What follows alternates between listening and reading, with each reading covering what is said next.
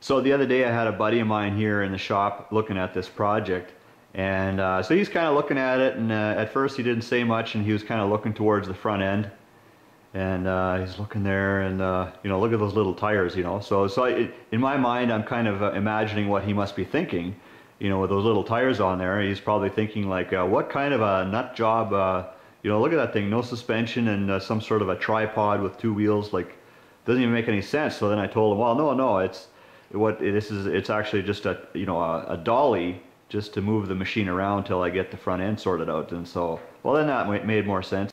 All right, so since the last time I talked to you guys, what I did is I took some small diameter tubing and I welded it up kind of in the middle of this arm, and I'm bridging up that whole shock mount area and also creating a bridge out of that whole assembly. So I'm going to go to the other side now. I'm going to show you what it looks like when it's assembled. So here you finally get a bit of a look of what this machine is going to look like, because you know, it's one thing for me to tell you what I'm doing and this and that, but I don't have any blueprints and stuff to show you guys. So here finally you guys get a bit of an eyeball on what's going on here.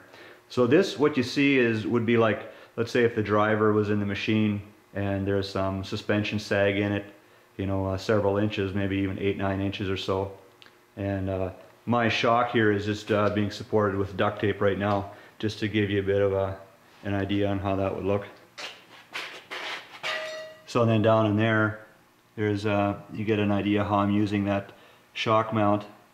So I've got some brackets there. Those aren't really the brackets I'm going to be using, but just to give you a visual. So what I need to do here yet is create the mounts for the tie rods on the spindles. So 2 spindles, I got to make 2 mounts. So I think these units here will provide, you know, more than enough steering angle. You know, I'm obviously not going to steer it this far, but you know, I think there's plenty here for what I need to do. And to turn these, I'm going to use a rack and pinion, which is still in the machine from before, and you can see it down in there. There's also a bunch of junk in there that doesn't need to be there. I got brake caliper and another brake caliper and wiring, and pretty basic setup. You can see turning the wheel, you can see how that all works there. So the other end of the shaft is my steering wheel, and I don't think I ever showed this to you guys before, but originally when I built this machine, I actually set it up with tilt steering. You see right down in here, see the slot right there? What I do is I got a lock bar here. If I loosen that off, then I can drop the steering to a different position, which is I thought that was kind of a neat setup there. And it's a quick release setup. You know, I can press on here and then remove the steering wheel, which is really handy actually for getting in and out of the machine. So I'm still in the market for an FMF fatty pipe for this CR500 89 to 2001. So yeah, I keep checking on eBay and stuff, but they're pretty hard to find. They don't make them anymore, but still hoping to find a nice one. Okay, so today you guys get to have a look at my big box of Lego. It's the Grotto 1 version.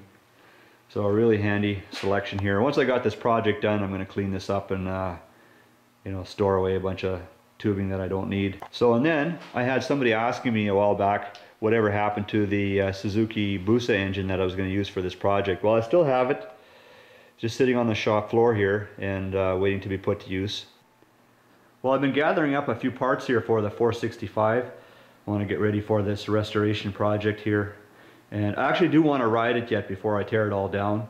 You know, I'd like to know how does the transmission work, and I won't be able to tell how the clutch works because it's just way too much snow outside and I won't be able to put a good load on the engine. A few things I want to fix on it yet before I ride it, and this throttle, check this out.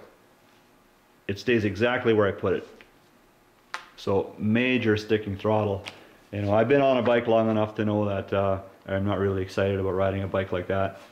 But yeah, anyways guys, I just thought I'd give you an update what's going on around here in the shop a bit, and show you the suspension build and stuff. So please do check back again.